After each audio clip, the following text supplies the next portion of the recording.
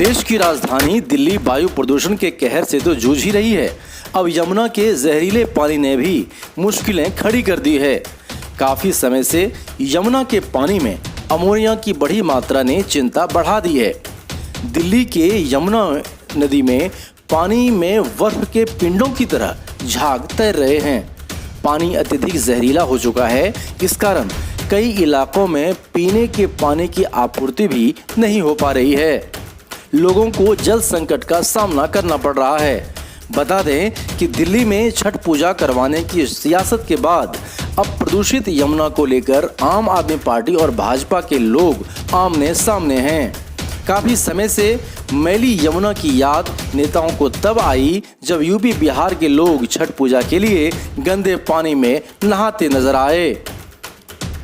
यमुना में अमोनिया का स्तर बढ़ने और पानी के जहरीले होने की समस्या कोई आज की नहीं है। ऐसा पिछले कई सालों से देखा जा रहा है। ज्यादा चिंताजनक बात तो यह है कि लंबे समय से यह समस्या बनी रहने के बावजूद इसके समाधान का रास्ता निकालने को कोई भी तैयार नहीं है। यमुना के प्रदूषण के लिए दिल्ली सरकार पड़ोसी राज्यों हरियाणा और उत्तर प्रदेश को इसका जिम्मेदार ठहरा रही है, तो दूसरी ओर ये राज्य कुछ सुनने को तैयार ही नहीं। कुल मिलाकर यमुना का ये संकट राजनीति में उलझ कर रह गया है। ऐसे में बड़ा सवाल ये है कि यमुना प्रदूषण मुक्त कैसे हो और दिल्ली का जल संकट भी खत्म कैसे हो। यह प्रदूषित यमुना पर दिल्ली के पूर्व प्रदेश अध्यक्ष मनोज तिवारी का क्या कहना है, आइए आपको सुनाते हैं।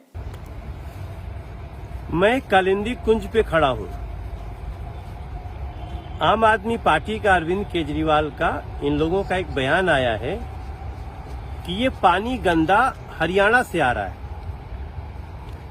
मैं अभी कालिंदी कुंज से सोनिया विहार चल रहा हूँ। दिल्ली में अब नेताओं को सोते जागते बस यमुना की ही फिक्र है, और हो भी क्यों ना, क्योंकि अगले साल दिल्ली में निगम का चुनाव है और यूपी में विधानसभा का चुनाव है। तो ऐसे में भाजपा और आम आदमी पार्टी के लोग एक दूसरे पर आरोप प्रत्यारोप लगा रहे हैं, न कि कोई साफ सफाई करने की जिम्मेदारी उठा रहा है। छठ पूजा आते ही बीजेपी और आम आदमी पार्टी ने यमुना किनारे डेरा डाल दिया है। बीजेपी का सवाल यह है कि क्या दिल्ली में यमुना को साफ रखना केजरीवाल की जिम्मेदारी नहीं है। तो अब आम आदमी पार्टी इस बात पर बीजेपी को घेर रही है कि हरियाणा से गंदगी छोड़ने के वो जिम्मेदार नहीं है और कुछ इलाके यूपी में आते हैं। तो ऐसे में हरियाणा सरकार और यूपी सरकार इसके जिम्मेदार हैं। यमुना के प्रदूषण पर हरियाणा के माथे दोष मढ़ दिया गया है। जब केजरीवाल के विधायक राघव चड्ढा से जवाब मांगा गया तो उन्होंने यही बयान दिया।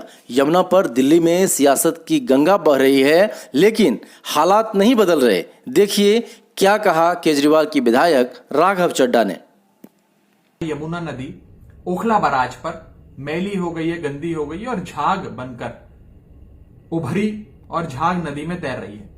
मैं आपको बता दूं कि ओखला बराज, जहां की वीडियो, जहां की फोटोज आप सबके स्क्रीन पर लगातार आ रही हैं, व्हाट्सएप पर आ रही हैं, न्यूज चैनल्स पर दिखाई जा रही हैं, अखबारों में छप रही हैं, वो ओखला बराज उत्तर प्रदेश इरिगेशन विभाग के अधीन आता है। उसकी मेंटेनेंस और वो पूरा ओखला बराज यूपी सरकार के इरिगेशन विभाग के अधीन आता है।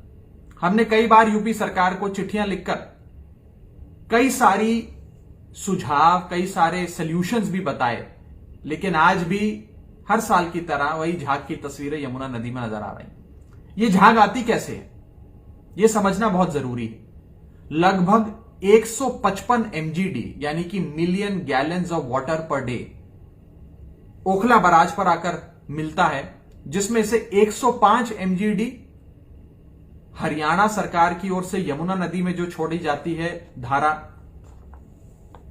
नजफगढ़ ड्रेन से निकलते हुए आता है, और लगभग 50 MGD उत्तर प्रदेश सरकार की ओर से गंगा नदी का पानी जो छोड़ा जाता है, जो शादरा ड्रेन की ओर से आता है, वो ओखला बराज तक पहुंचता है। और ओखला बराज में ये 105 और 50 यानी कि कुल मिलाकर 155 MGD में कई प्रकार के waste, industrial discharge, chemicals, detergents, foam, ये सारी चीजें आती हैं। और क्योंकि एक ऊंचाई से छोड़ा जाता है तो जो अनट्रीटेड वेस्ट होता है, डिटर्जेंट होते हैं, केमिकल होते हैं, जो यूपी हरियाणा की ओर से आता है, वो एक हाइट से छोड़े जाने के चलते झाग के फॉर्म में निकल कर आ जाता है।